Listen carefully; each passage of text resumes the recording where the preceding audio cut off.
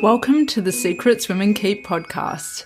I am your secret keeper and confidant, Lauren White. I'm a qualified counsellor and sexologist, madam of a secret society, author of Permission, and a witty, highly intuitive lounge room dancing introvert. I help you as an exceptional woman in entrepreneurship to see, love, and trust all the parts of yourself, especially the unseen. Let's pull back the curtain, light the candelabra, and remove the mask. These are the secrets women keep.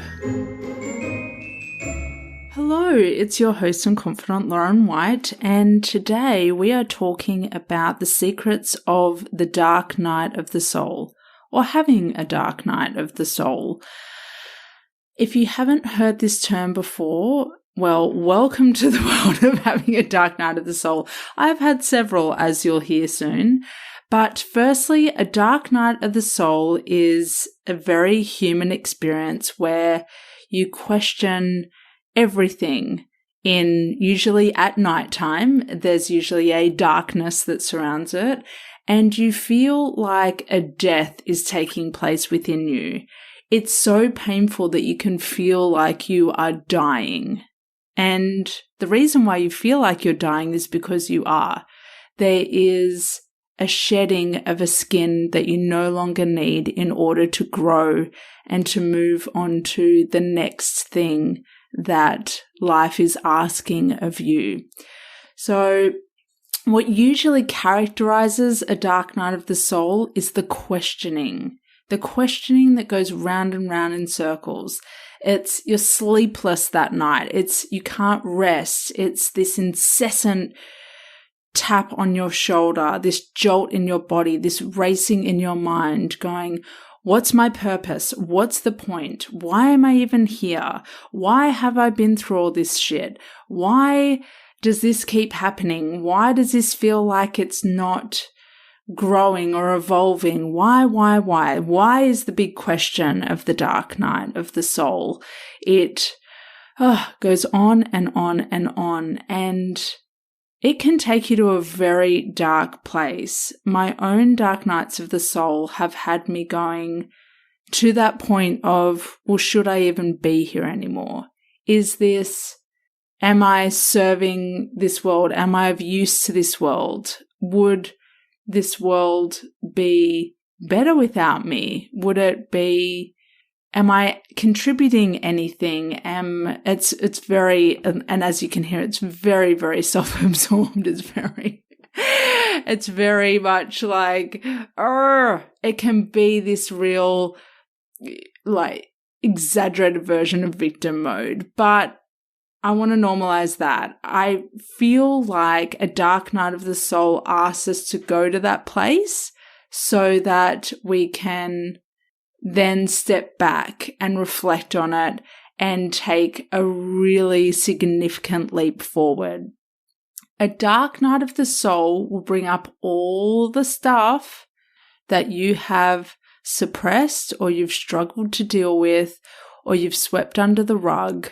It will throw it all at your face, like you're standing on a tennis court with your tennis racket ready and it's just throwing 100 balls an hour at you and you're like, wait, I can't hit them all. That's what a dark night of the soul does. It's like, I am going to throw all this stuff back at you because I need you to deal with this. I need you to make different decisions.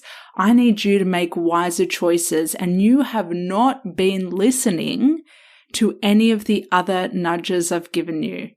So I'm going to take you dark and I'm going to take you deep, and I'm going to make you question your purpose. I'm going to make you question your mission and your vision. I'm going to make you question your existence. It's heavy. It's full on. And it's a major opportunity for growth. But when you're in it, I want to emphasize this, when you're in it, you can't see that. You can't feel that. Or if you can, that's awesome. Please tell me what your secret is. When I'm in it, I cannot see anything outside of it. It's like looking at a calendar ahead and just seeing nothing but blank, bleak nothingness. It's like I can't see the future. All I can feel is all of the pain of the past and what's brought me to this point of wanting to break down and never get back up again. It might be helpful if I share with you my most recent dark night of the soul. It was December 2020, and I'd had a really social day. I'd really enjoyed it. We'd been deprived of social activity, and we had a few different friends over. And I had a couple of drinks with the second lot of friends that came over, and it was more than I would usually drink. And I just started, once they left, I was still really happy when they were here, and once they left, I just started to drop. My mood just went really dark. It was all helplessness, hopelessness. I'm not enough. I'm not doing enough. I have taken all these risks. I've done all these things. Why have I done things this way? Why didn't I just keep everything safe and predictable? And I referenced some of this in the episode about the secrets of depression. So there's some overlap here, but I'm going to differentiate depression from a dark night of the soul in just a moment. And I couldn't sleep. I did sleep that night, but I couldn't get to sleep. And I just woke up feeling so drained and just cried the next day so much. Cried that night during the dark night of the soul, cried the next day, journaled some stuff out, got given some space. But the thoughts that go through my mind during a dark night of the soul, and the thoughts that I interpret as beliefs and truths, this is the double-edged sword of dark nights of the soul, is that I believed that the world would be better without me. My daughters would be better without me. I'm not enough. I'm not doing enough. I'm not serving enough. I should be at a different point in my life, in my career than I am right now. I'm this age. I haven't achieved all these things. I haven't accomplished all these things. It's all very, if you listen to all of that, I'm being brutally honest here.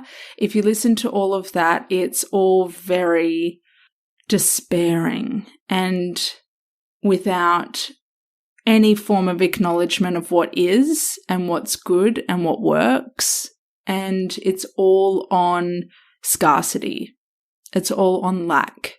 It's all on that lack feeding into some sort of seed that lives down deep, that all of this means I shouldn't exist anymore, that my existence is pointless.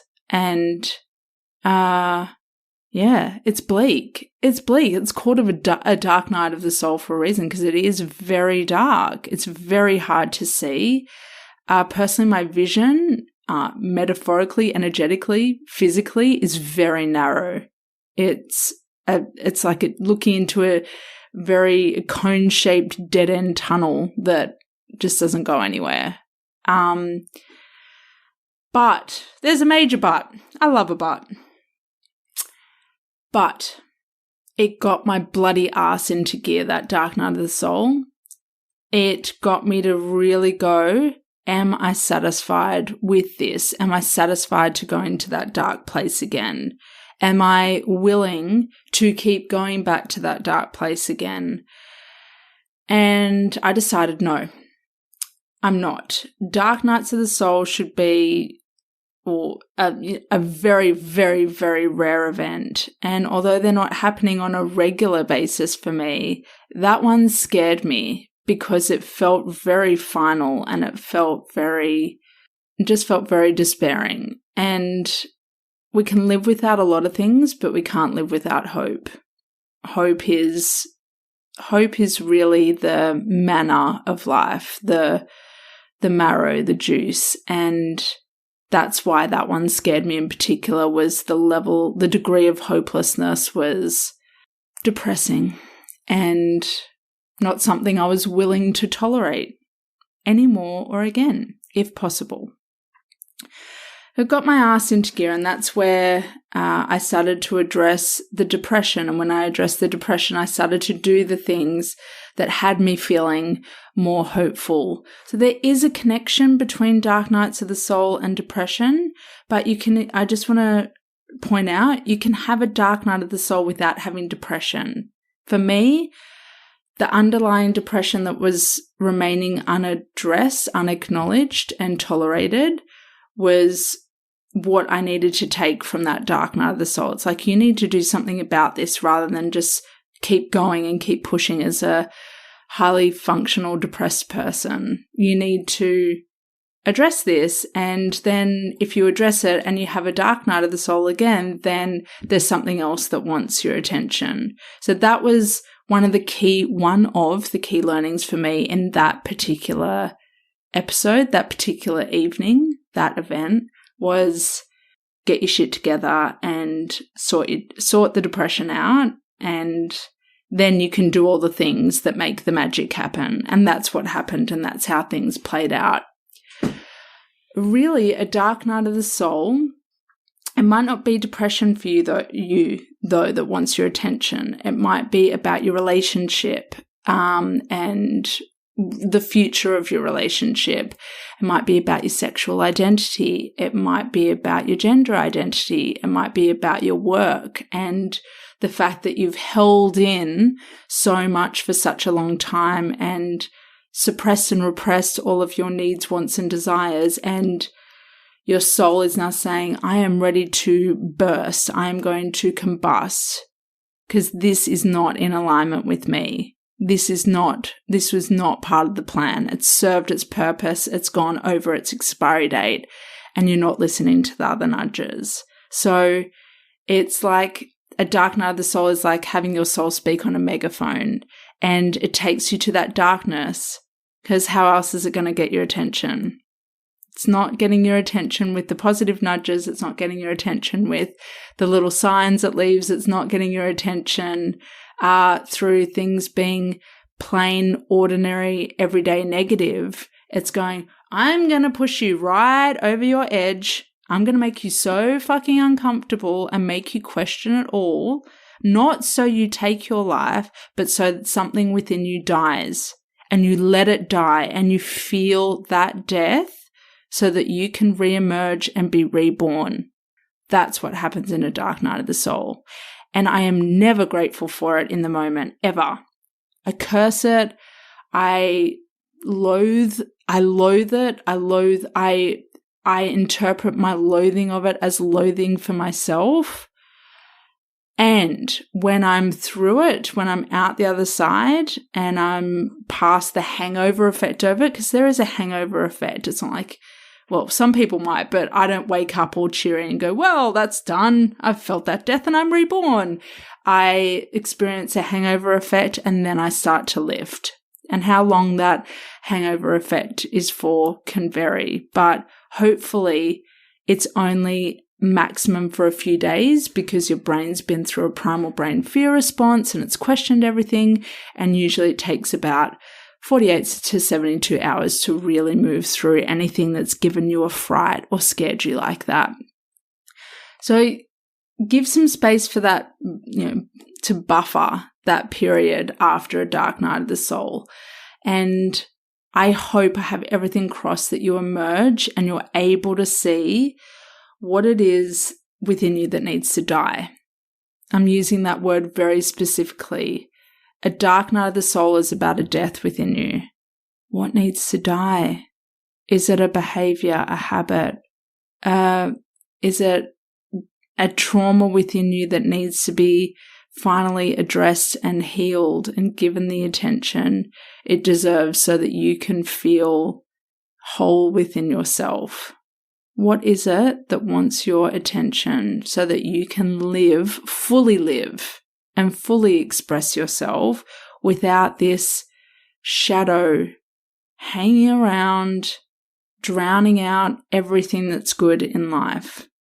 That's what's good about a dark night of the soul, is you are confronted and you're so uncomfortable you need to make a different decision than the one that you keep making every day. Yeah.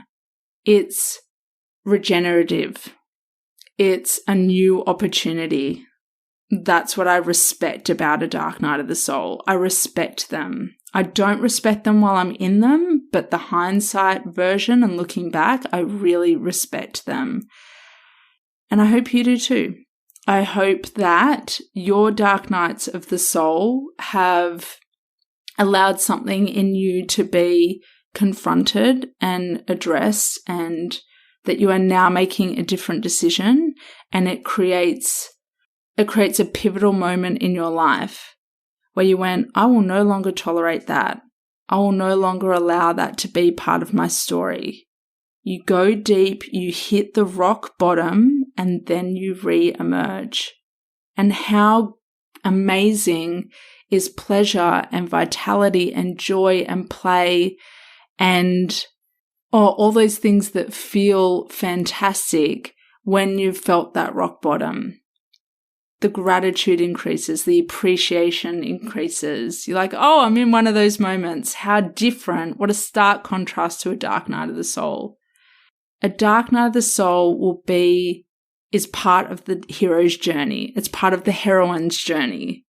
So if it's a part of your journey, really, when you can, go over it with a fine-tooth comb and work out within a matter of days after it happens what it is that you need to do differently, and take it bloody seriously. Because you matter, because you are enough, because we need you, because we need your story, because we need your mission and your vision, because we need you here and you are a contributor.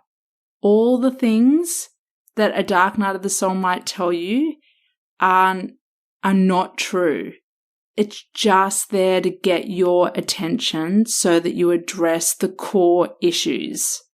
Okay? That's the only, it just cannot get your life, your soul, your purpose cannot get your attention any other way.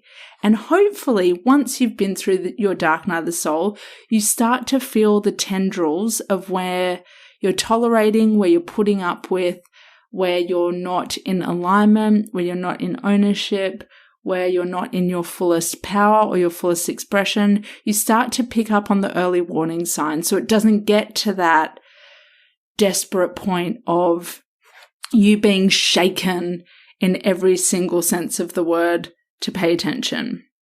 You start to pay attention because you don't want to go back to that place, right? I don't want to go back to a dark night of the soul. But what I will say is, when another one happens, I will try my hardest to listen to it and remain objective, and to name it for what it is. To be like, I can't sleep. I think it would be better if I'm not here. What am I going through? Oh, you're about to go through some serious fucking growth. You are about to blow everything out of the water. You are just letting a death happen, simply letting a death happen so that your energy can expand 100-fold. Because your energy was never going to expand 100-fold while you still were feeding and nurturing all the stuff that didn't work. While you're still saying yes to 100 things and 100 people and 100 opportunities, and not focusing on where you are most purposeful and where you're here to serve and what you're here to do in this life.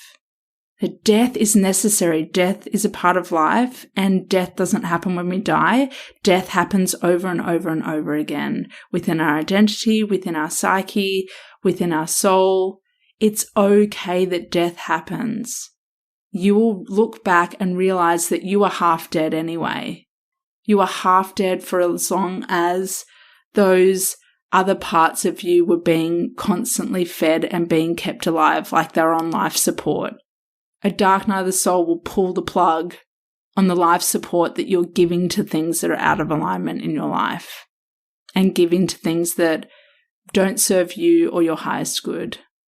Pull the plug. Pull the plug. So, to summarize, your dark nights of the soul should be a rare occurrence. If you are having them night after night after night after night, then I would definitely strongly suggest, or they're paired with suicidal ideation, I would strongly suggest you need mental health support, and you need it now. A dark night of the soul is like a one-off, maybe once a year, maybe once every couple of years. It should not be I have a dark night of the soul every week. That's a completely different issue altogether that warrants attention from a mental health practitioner or a team, even better, a team of people to support you and to get to the core of what it is that you're experiencing psychiatrically. That's a very different thing. So they are rare. You should not be having them all the time. They are there to teach you something. They are there to propel you to the next level of growth. They are there to kill something off, to make something die that you might not have the courage to kill off for yourself. They are very uncomfortable. That discomfort will get you to a new layer of growth where you step into a new layer of comfort. The dark night of the soul is a transition to your next bit of growth. That's what's great about them. You're not alone if you have a dark night of the soul. People have written about them for centuries. I think when I looked, it looks like people were first writing about a dark night of the soul around the 1600s. Look, in all honesty, it probably goes way back. Way back. It is a spiritual rite of passage to go through a dark night of the soul. So you are not alone, but please know the difference between a dark night of the soul as a one-off human experience that really tests us and ongoing depression, suicidal ideation, anxiety, high levels of anxiety, and any other psychiatric concerns that you are experiencing. There's a difference. Now, I hope that helped. I hope you can see your dark nights of the soul through a different lens. And yeah, I'm grateful for them. I'm grateful to them. Again, not in the moment, but later on. There's been some massive growth that's happened, and I hope you can say the same. I would love it if you loved today's episode to share on Instagram and to tag me in your stories and in your posts so that we can have more women feel less alone and to know that we can talk about the stigmatized stuff and the moments in life where we're not being seen and we're not being heard and we think that no one else understands. And if you never want to miss a whisper of the Secrets Women Keep podcast, make sure you hit subscribe right now.